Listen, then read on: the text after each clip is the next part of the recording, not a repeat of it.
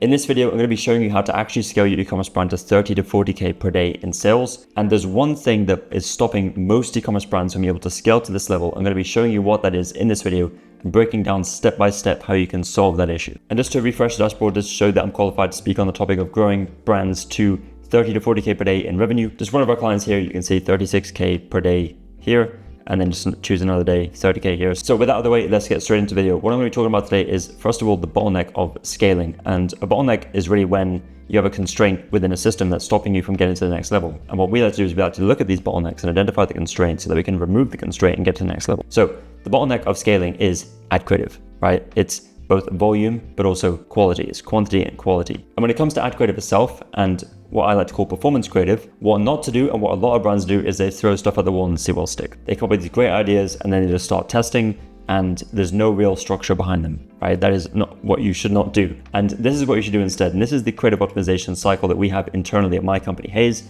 If you're a new viewer here, my name is Jordan Hayes. I run a marketing company. We help e-commerce brands scale to 8 figures and beyond. And the way we do that is through multiple different services. Ad creative is one of our big things that we focus on, but we also do the media buying, conversion optimization, landing pages, email marketing, SMS marketing, and so on. But today's video is just want to focus on the ad creative. And this is what we have internally, this creative optimization cycle, which is really in 3 stages. And stage 1 is all about building new creative ideas, iterations based on research and winning elements. From there, we actually test the ad creatives on our platforms, and then we analyze the creatives, both the winners and losers, and iterate or discard. I'm going to be going through this in depth in this video, and each individual process that comes into this creative optimization cycle. And the goal here is to create a flywheel, right? Notice how this is a cycle, because every time we do this, we're using the data from the ad creatives that we tested to inform new creatives that we test, right? And this goes round and round and round. The more times we do this, the better we should get at finding winners, which is really the goal as well. We create a flywheel, but also winning ad creatives we can scale. And that is really the bottleneck that we're solving for, right? Because if we could just solve it by producing a bunch of creative, but not really focusing on the quality, then that would be a lot easier, right? But we need to focus on creating creative that turns into winners. So what I want to do is I want to take you through this process as well. This process, this chart here, this flow is really what it goes into this as well. So this is just one visual. Another way to look at it is this process and flow chart where we start with the research, we identify angles, we come up with the creatives, we test, we get data, and then we either iterate or come back to the drawing board and start again, okay? And as I mentioned, the goal is to increase the win ratio of ad creatives we produce and test. And the win ratio is the percentage of creatives that you need to test to find one winning ad creative you can scale. So we're going to be seeing in this video, how do we actually find more of those winners? And to find more of these winners, it's all about a structured process. You need structured processes and repeatable frameworks, things that you can do time and time over and over again that are predictable to create this. Otherwise, the opposite, like unpredictable, you're not gonna be able to scale, right? It's just as simple as that. So it all starts with research, and we're gonna go through a lot of different things here, but I wanna start with the research. And research, a lot of people glaze over this. I wanna make this as interesting as possible for you guys, because I can't stress how important this is. If you're serious about scaling your business, if you're serious about finding winning ad creatives and doing better at the creative, breaking this bottleneck, you must put a lot of time into the research. So the first thing what we do in terms of research is we use a tool called Foreplay. And what that allows us to do is it allows us to search for different competitors. It's really a competitor analysis tool. We find what ads they're running, what ads have been running the longest, what ads really are performing the best for them. And that is a good source of inspiration to see what's working for them. Another thing is Reddit. Reddit is a gold mine for understanding consumer pain points, failed solutions, what they're trying, the language they're using, the types of people who are consuming these products, right? So you can see here, this one that I pulled here, women over 50, what do you use for skincare? Let's just say we're a skincare brand targeting women over 50. And you can see here is asking for skin recommendation for those over 50, because the crepey skin, baggy eyes, sagging jowls, they're literally naming the problems, right? And you can see it on Reddit, because it's kind of anonymous, the people really go into depth and they really share personal insights. So Reddit is a great place to look. Google search and looking at videos like these on YouTube, just to understand what are your consumers actually consuming and what are they used to seeing, right? Because if you're just gonna repeat the same old message, it's unlikely that it's gonna work. That's one thing. And then another one is TikTok, right? You wanna see what people are posting on TikTok. Women over 50 skincare routine. Again, same thing as these videos here on YouTube. You just want to see what people are consuming. What are the comments on these videos? What are the latest trends, right? What can we do?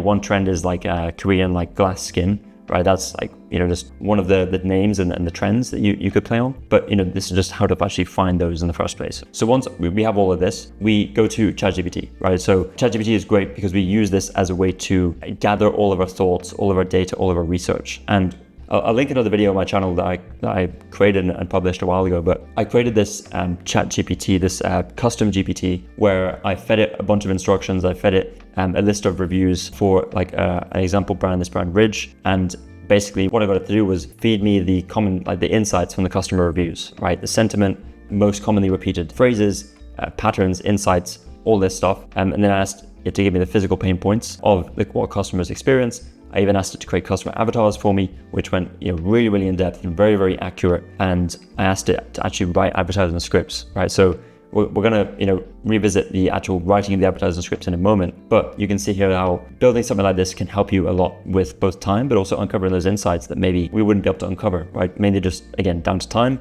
or maybe we just missed it, okay? So, coming into like customer review mining, customer avatars, better analysis, data processing with Reddit and surveys, you can put all this information into ChatGPT. I recommend creating custom GPT so you can like keep everything in one place and also have that learn over time. And then what you do here is you get all this data back, and then I want you to put everything on a research document and build customer avatars. Customer avatars are going to help you really visualize who you're speaking to, and you're going to see how this is important when we come back to writing the scripts. From there, what you want to do is you want to identify, first of all, the pain points of the customers, because what we're doing here is we're identifying these specific things that are going to allow us to actually come up with the ideas for the ads, right? So we're doing this all before we have ideas for ads themselves. So the first thing is the pain points. What pain points specifically are your customers facing? Second, what are the core human desires? And there are 8 core human desires, and this is called the Life Force 8. This is an age-old direct response marketing principle. But what these are is that as humans, we have 8 core desires wired into our brains from evolutionary principles. And if we can appeal to these desires, it means that we are appealing to something that we desire as humans, like an actual need that we have as humans. So we can come in, we can look at what is survival, enjoyment, life extension, enjoyment, food and beverages, to be superior, comfortable living conditions, care for loved ones. I'll leave this here so you can see the other ones, but Life Force 8 core desires are readily available online, as you can find those. But what you want to try and do is you want to try and see how many of these core 8 desires you can implement into your product pain point solutions, and ideally you can choose 2 or 3, and that's going to allow you to really hit on those when it comes to writing advertising scripts and convincing customers to actually purchase from you. Then you want to identify how your product can help and solve the problem that you've identified, right? So the pain points and the core desires.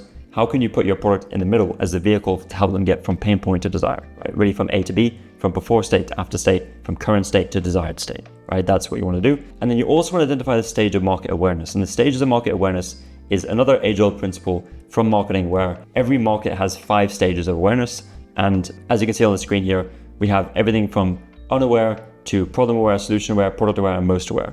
In every market, there's different segments at each of these stages. Now, what most brands do is they start here with the most aware, because these are the easiest to convert. So you start putting ads out saying, hey, buy a product, it does this, this, and this. You're going to get some conversions. And what you find is that you're going to tap out that audience very quickly because it's the smallest, right? Easiest to sell to, but it's also the smallest in size. So you're going to tap out that faster. Sooner or later, you need to expand to the product aware, but really where most of the money is made is solution and problem aware audiences, because these are much, much bigger in size and they are somewhat easier to convert than unaware, completely unaware audiences, which, technically speaking, the unaware audience is the largest and, may have the most money available to capture from that. But when we're weighing up both like difficulty of getting them to purchase from us, but also the size, the problem aware is the best one to go for. The reason why I say you want to identify the stage of market awareness is because depending on the stage of market awareness you identify and that you're talking to, your ad script and your angle is going to be different, okay? So that's why it's important to identify that now before we actually start coming up with ideas, angles, and actually start writing the scripts. So once we have these 4 things noted down, then what we want to do is we want to identify the angles. Now the angles are the overarching themes of the ads, right? It could be based around a specific pain point. It could be based around a specific trend. It could be based on a specific core desire, an outcome that your consumer wants. It could be based on a failed solution. Whatever it is, you want to choose the angle. And what we do is we like to come up with usually 4 angles to start with, anywhere between 3 to 5, right? And you're going to start with these angles and you're going to start testing ad creatives within these angles. Within each angle, you could produce tons and tons of ad creatives, right? And what you want to do is eventually you want to find just a few winning angles that are going to run your ad account. And within each of those angles, you have a ton of ad creatives that'll work. From there, what we do is once we have an angle, we choose the ad framework. Now, this is really the secret sauce, because when it comes to actually building and structuring ads, rather than just writing a script end to end and saying, okay, here you go, creator, let's film this script and let's edit it. What we do is we build ad creatives with ad frameworks. And here are just 8 examples of frameworks. We have PASS, which is problem, agitate, solution. We have 3 reasons, 3 ways. We have stop, conventional solution, Did you know for less aware education? If you're tired of X, watch this. How I X without Y. How I went from this to this. Why I'm throwing away failed solution for this. And I've actually gone through these in a different video where I've broken down the specific elements within each of these frameworks. And I'll actually just show you real quickly some of these here, right? So we have problem agitate solution. We start with a hook, then we'd have a problem, agitate, discovery, product intro, features, benefits, unique mechanism, authority, offer, and CTA. These are the individual parts of the ad, right? So we have the framework, which is the problem agitate solution. And then within that framework, we have these elements, these modules that make up the framework entirely, okay? So here we have 11 different ones. And what this means is that we're building ads in a modular basis, in a modular form, rather than just, as I mentioned, a script end to end, right? So you can see how there's a lot of structure. And as I mentioned, this is the secret sauce. Knowing what frameworks to use and knowing how to use them and knowing the specific elements within them is really what's going to separate your ads and allow you to build ads that scale to 100K in spend at your, on target ROAS, on target CPA. So problem agitation solution is one of them. 3 ways X help me, 3 reasons Y is a classic one that works really well, great for education. And if you want me to create a different video on breaking down each of these frameworks, going through each of the individual modules of these frameworks, just comment down below, let me know, and I'm happy to do that. Don't want to go through it today because we spend a ton of time here going through these, but the main thing is to know that you should be using these frameworks, right? You can use some of these to begin with, and think of other frameworks that you could apply and structure that are based around the specific pain points and the desires of your audience, as we already identified. So once we've chosen ad framework, let's just say we choose the three reasons why, then we want to actually write the script. Now, how do we write the script? 5 different things you want to consider when writing the script. You can use ChatGPT. As I mentioned, we used ChatGPT to actually write a script, and it actually came out pretty well. We instructed the custom GPT to basically write a script with the customer avatar of Mike, one of the customer avatars that it actually came up with, using direct response principles to meet the viewer where they are, etc., and it actually came up with this. Now, what we want to do here is we can refine it further ourselves, right? This is a very good starting point. And actually, it identifies this specific frameworks here: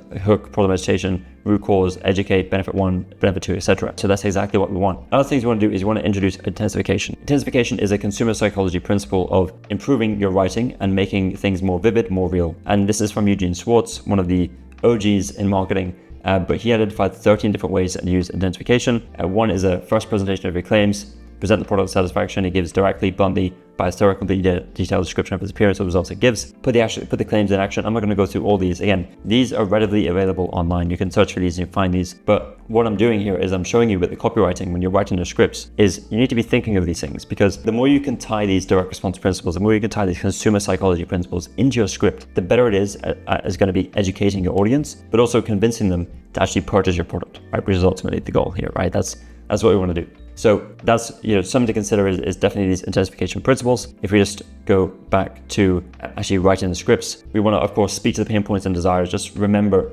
visualize your customer avatar, which is another point, and then speak to their pain points and desires, and then get them to take action now, right? So remember, apply CTAs throughout.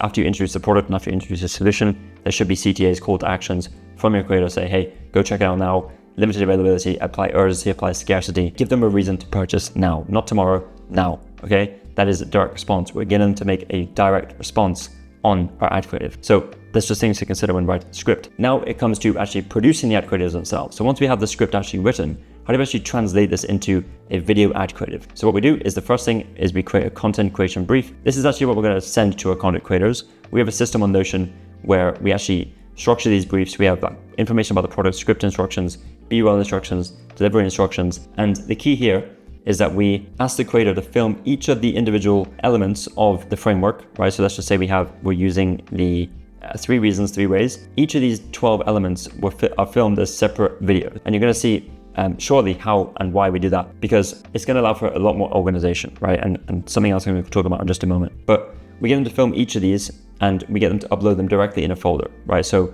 we're skipping the process of them sending us the files in some other folder. We have to translate them to our folder. We just send them the link directly to the folder that we want them to upload them to, that we're going to use moving forward.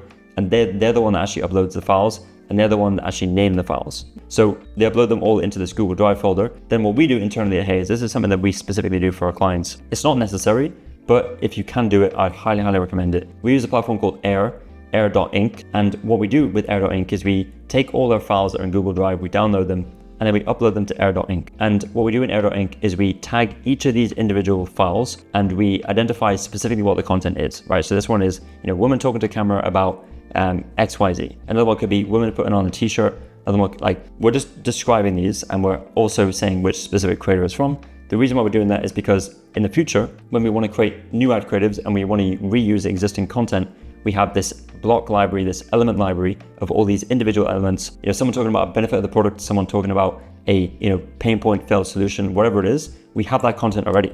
So why not, let's reuse it, okay? So this is exactly why we do this. It allows for more organization. It cuts the cost for our clients because they don't have to pay as much for new content all the time, because we already have a lot of existing content. And what most brands do, even if they have some organized drive folder, like a way to structure, organization of their creatives, they get the content, they put it in these folders, and then they don't use it again, right? It's never seen again. They paid for that video, they used it once, the ad creative worked, didn't work, whatever, and that is never to be seen again, that content, right? So what we do is we want to be able to reuse that. As I mentioned, it saves time, saves cost, more organization, etc., etc. All right, and this is an extra cost, and of course, we have someone on a team who's doing all of this for us.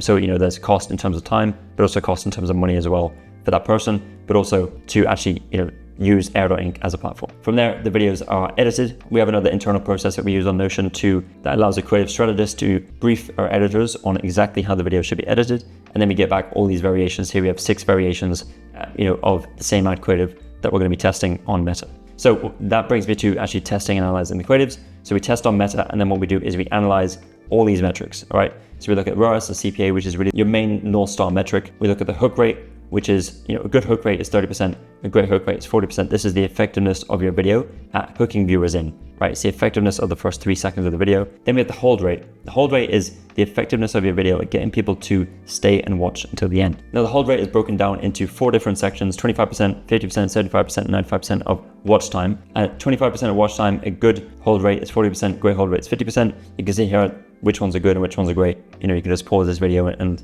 note these down for yourself, but this is really what you should be aiming towards. And then we look at the engagement and drop-offs, right? This is the graph. If you look at the view charts on your video, you'll be able to see a graph of watch time. And if you hover over this on Meta, it is actually going to show you at what percentage of the video where people are dropping off. And what you can do here is if you see a big drop off, you can look at that video, you can rewatch it to that part and say, what can we change to increase the engagement of this video? And this kind of goes back to the block library as well, because let's just say you have winning elements. Let's just say you have specific video clips that are holding engagement, right? You could tag those as winning blocks, winning elements that you can reuse in the future, and vice versa for those that are like actually losing viewers, right? If you have something that you show and it's losing viewers, then maybe you don't really want to use that in the future. This is what the block library comes back to as well. Like, this is another benefit of using something like Air to do all this, because you can't do this in Google Drive. And then finally, outbound click-through rate. Of course, you can look at CPM, you can look at CPC, all those things as well, but these are the main metrics that we look at. And then based on this, what we do is we decide to either iterate on the creative, right? So again, going back to the block library where, we have winning blocks, winning elements. Let's just say that there are, some things of this ad creative that we tested that are dropping off. How about we just change those elements and retest that as a new iteration? That's like a very, very easy way to get closer and closer and closer to finding more winning ad creatives in a short amount of time and increasing your win ratio. For example, we want to discard the creative because we don't think it's worth, time is worth spent iterating on that. What we do is we just go back to the drawing board, right? So instead of iterating, we just come back to our research, we come back to our angles, and we decide on something else, a different idea, different framework, and then we go through the process again. So this is really the end-to-end process of producing these ad creatives and the performance creative process and what we have internally at my company. And as I mentioned, this is super, super important if you really want to break the bottleneck and find more winning ad creatives you can scale. Because imagine you're able to find even just one new winning ad creative every single week that you can spend tens of thousands of dollars, hundreds of thousands of dollars every single month on that specific ad creative at your target ROAS, at your target CPA. Imagine what change that is going to make to your business and the predictability and the consistency of scale. Because one thing is being able to scale, another thing is being able to do it consistently month over month and have a process and a repeatable system that allows you to pump out these winning ad creatives again and again, right? That's all for this video. If you are interested in working with a partner to help you do this and manage your ads and manage your CRO and really help you scale your business holistically, email marketing, retention marketing, all that stuff, then there'll be a link below this video. You can find my website, we can book a call, we can have a conversation about your business, talk about your current challenges, talk about your objectives, and understand if there's a fit for us to work together, right? That is it for this video, and I will see you in the next one.